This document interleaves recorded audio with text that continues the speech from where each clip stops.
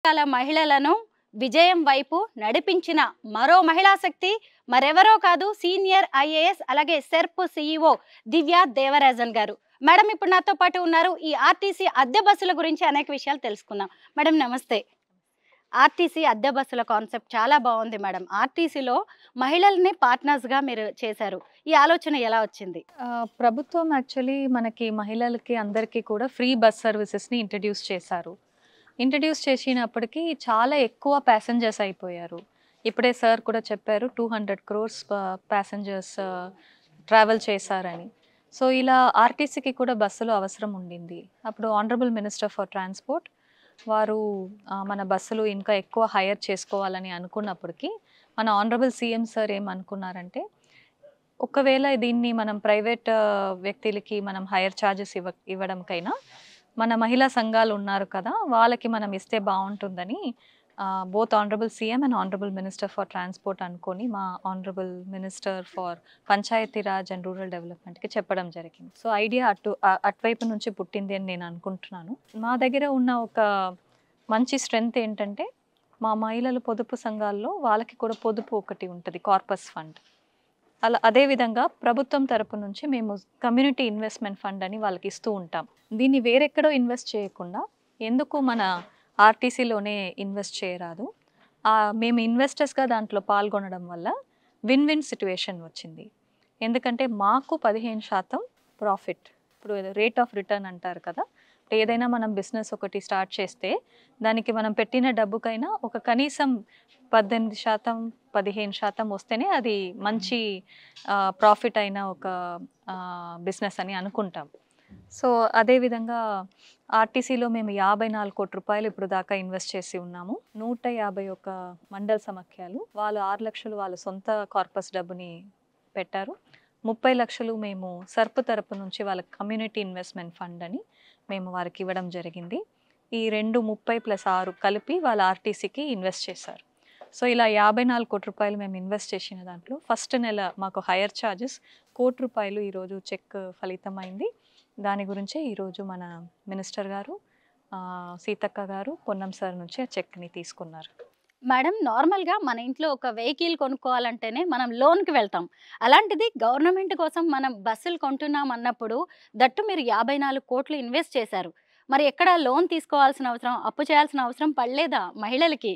Actually first ఇన్వెస్ట్మెంటే ఎందుకు లోన్కి వెళ్ళాలని మేము ఆలోచన చేసుకుంటూ, ఇది 6 లక్షలు అన్నది వాళ్ళు 25 సంవత్సరాలుగా పొదుపుని పెంచుకున్నారు. యూజువల్గా దాన్ని వాళ్ళు ఫిక్స్డ్ డిపాజిట్లో పెడితే వాళ్ళకి కేవలం 7% వస్తుంది, 8% వస్తుంది. సో 6 లక్షలు అటువైపు నుంచి వచ్చింది. మిగిలిన అమౌంట్ మేము లోన్కి వెళ్ళకుండా మా కమ్యూనిటీ ఇన్వెస్ట్మెంట్ ఫండ్ అని మనకి గవర్నమెంట్లో అవకాశం ఉంది కాబట్టి, ఏమీ ప్రణాళిక లేకుండా ఇవ్వకుండా ఇలా ఒక ప్రాజెక్ట్కి ఇవ్వడం వల్ల వాళ్ళకి ప్రతి నెల 70,000 రూపాయలు హైయర్ ఛార్జెస్ వస్తుంది. సో దీంట్లో వాళ్ళు 20,000 మండల సమాఖ్యాన్ని నడిపించడానికి ఖర్చులకి వాడుకోవచ్చు. 50,000 అన్నది వాళ్ళు క్లియర్గా ఎవరైనా మంచి ఆంటర్ప్రినర్ వాళ్ళ తరపు కూడా ఉంటారు, ఏదైనా ఉత్పత్తి చేయడానికి, ఒక పిండి గిర్ని పెట్టడానికి, ఒక స్టిచ్చింగ్ మెషిన్ కొనుక్కోవడానికి. సో నెలకు ఒక మంచి ఆంటర్ప్రినర్ని ఎన్నుకొచ్చేసి 50,000 వాళ్ళకి చాలా తక్కువ వడ్డీకి వాళ్ళు ఇవ్వచ్చు. సో ఈ ఒక మంచి ఉద్దేశంతోనే మేము ఇప్పుడు దాకా లోన్ తీసుకోకుండా మా దగ్గర ఉన్న community investment fund and corpus ఫండ్ని ఇన్వెస్ట్ చేసి మేము ఇప్పుడు ఇన్వెస్టర్స్గా అయ్యాము. ఐ థింక్ ఆర్టీసీలో మేమే పెద్ద ఇన్వెస్టర్స్గా అయ్యాము. 54 కోట్ల రూపాయలు ఐ థింక్ ప్రభుత్వం తర్వాత మేమే ఇన్వెస్ట్ చేసి ఉన్నాం అనుకుంటున్నాం. నార్మల్గా ఎక్కడైనా మహిళలకి బాధ్యత ఇవ్వాలి అంటే ఏముంది, ఫుడ్ ప్రాసెసింగ్, టైలరింగ్, బ్యూటీషియన్ ఇలాంటివి అనుకుంటారు. కానీ ట్రాన్స్పోర్టేషన్ అనేది చాలా టఫ్ అండ్ రిస్క్ జాబ్ కూడా. అలాంటి దానిలో మహిళల్ని ఎలా నమ్మి ఇలా ఇన్వెస్ట్మెంట్కి అవకాశం ఇచ్చింది ప్రభుత్వం? యాక్చువల్లీ ఇది నేను ఒక డిఫరెంట్ వ్యూ పాయింట్ చెప్తాను. బ్యాంక్స్ అందరికీ లోన్ ఇస్తారు, ఓకే. సో అది పెద్ద పెద్ద కంపెనీస్కి కూడా ఇస్తారు. మీరు కూడా చూసి ఉన్నారు, గతంలో చాలా పెద్ద పెద్ద బిజినెస్ మెన్ ఆ లోన్ తీసుకొని లండన్, అమెరికా అని పారిపోయిన వాళ్ళు కూడా ఉన్నారు. వాళ్ళు 100 కోట్ల రూపాయలు 1000 కోట్ల రూపాయలు అలా తీసుకొని కూడా పారిపోయిన వాళ్ళు ఉన్నారు. కానీ సెల్ఫ్ హెల్ప్ గ్రూప్స్ ఒకసారి లోన్ తీసుకుంటే దాన్ని 99% మాకు రీపేమెంట్ రేట్ ఉంది. సో బ్యాంక్స్ అందరూ మా దగ్గర క్యూ కట్టుకొని నిలబడి ఉంటారు. సో వారికి మేమే సేఫెస్ట్ ఇన్వెస్ట్మెంట్. ప్రతి సంవత్సరం వాళ్ళు నాకు 20,000 కోట్ల రూపాయలు మా సర్పు సంస్థకి సెల్ఫ్ హెల్ప్ గ్రూప్స్కి అందిస్తున్నారు. దాంట్లో 98.6% వాళ్ళకి తిరిగి వస్తుంది. సో ఇన్ఫ్యాక్ట్ బ్యాంక్స్ అందరూ పోటీపడి మేమిస్తాం మీరిస్తారని అలా పోటీపడి ఉన్నారు. So there by department are ఏ ఒక్క సబ్జెక్ట్ మీద మేము ఇన్వెస్ట్ చేస్తున్నామని. Of course transportation is a difficult sector. అందువల్లనే ఈసారి మేము దాన్ని ఆపరేషన్స్ మేము తీసుకోలేదు. బికాస్ దాన్ని ఆపరేషన్స్లో లోపల వెళ్ళాలంటే దానికి ఆర్టీసీకి మాత్రమే మంచి ఎక్స్పీరియన్స్ ఉంది. So we have entered the transportation sector as investors. But మీరు ఇంకా ఒకటి చూడాలి, ఇప్పుడు we're also doing paddy procurement. అది కూడా టెక్నికల్ జాబ్ అంటారు. అంటే దాంట్లో మాయిశ్చర్ కంటెంట్ ఎంత ఉండాలి, అది మొత్తం బరువు ఎంత ఉండాలి, అవన్నీ చూడడానికి. కానీ అది ఒక లాస్ట్ 10 years పైన మన మహిళలే చేస్తున్నారు. సో మహిళలు ఇది చేయరాదు చేయవచ్చు అన్నది ఏం లేదు, కానీ పద్ధతి ప్రకారం చేస్తారు, చాలా నమ్మకంతో చేస్తారు, వాళ్ళకి ఇచ్చిన డబ్బుని ఖచ్చితంగా తిరిగి ఇస్తారు. సో ఇది ఆర్టీసీకి మేము ఇచ్చిన ఇన్వెస్ట్మెంట్ అన్నది definitely it is a very good investment అనుకుంటున్నాము. It will improve the fleet of RTC. అందువల్ల మహిళలకి కూడా ఎక్కువ వాళ్ళు ప్రయాణం చేయడానికి ఎక్కువ అవకాశం ఉంది. అంటే మహిళా సంఘాలు జస్ట్ బస్సులు కొనేసి గవర్నమెంట్కి హ్యాండ్ ఓవర్ చేశారు, అంటే ఇన్వెస్ట్ చేశారు అంతే తప్ప మెయింటెనెన్స్ కావచ్చు, రిపేర్స్, లేదంటే పెట్రోల్ డీజిల్ లాంటివి, అలాగే కండక్టర్స్, బస్ డ్రైవర్స్, ఇంకా స్టాఫ్ అంతా గవర్నమెంట్ చూసుకుంటుంది, ఆర్టీసీ చూసుకుంటుంది.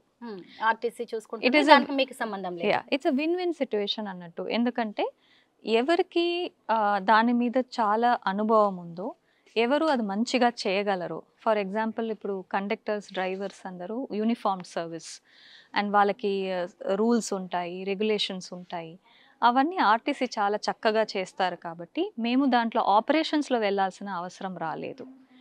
అండ్ మేము సెపరేట్గా మండల్కి ఒక డ్రైవర్ అపాయింట్ చేసుకొని చేయాలన్నా అది కాంప్లికేట్ అవుతుంది. ఇప్పుడు మేము ఫ్లీట్ని ఆర్టీసీకి ఇచ్చిన వల్ల operations is from their side, we're the investors. ఆర్టీసీకి మొత్తం 600 బస్సుల అవసరం ఉంది. మీరేమో ఇప్పుడు 151 బస్సెస్ కొని ఇచ్చేశారు. మరి మిగతా బస్సెస్ని ఎప్పుడు ఇవ్వబోతున్నారు?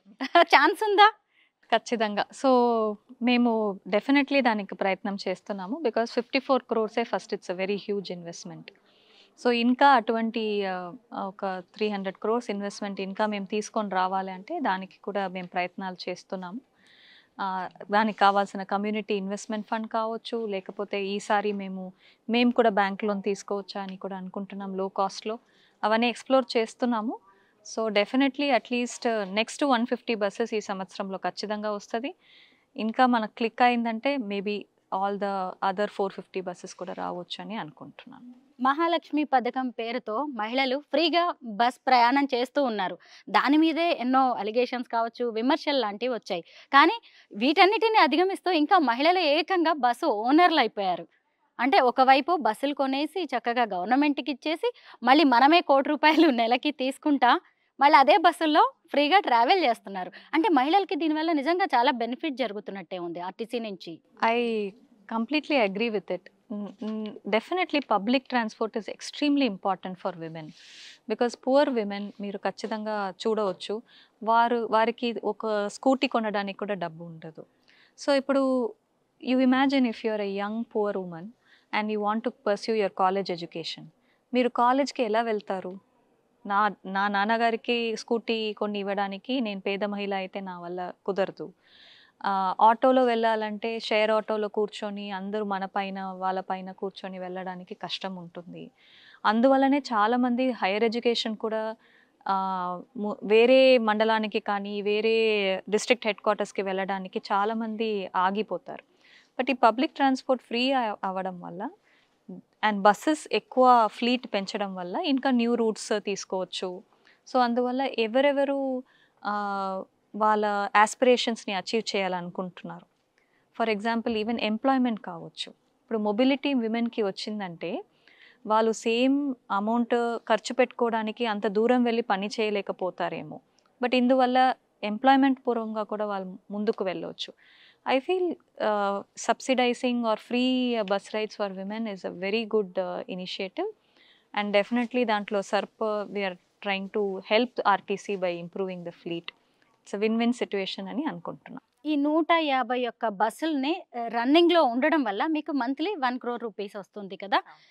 అంటే ఇప్పుడు మళ్ళీ ఒక్కొక్క సమాఖ్యకి వాటిని షేర్ చేస్తారు. అదే ప్రతి సమాఖ్యకి 70,000 రూపాయలు. హ్మ్. సో 151 మండల్ మహిళా సమాఖ్యలకి ప్రతి ఒక్క సమాఖ్యకి 70,000 రూపాయలు వచ్చి పడినాయి. ఈ షేర్ చేసిన అమౌంట్‌ని మళ్ళీ ఇన్వెస్ట్ చేసే ఆలోచన ఏదైనా ఉందా మేడం?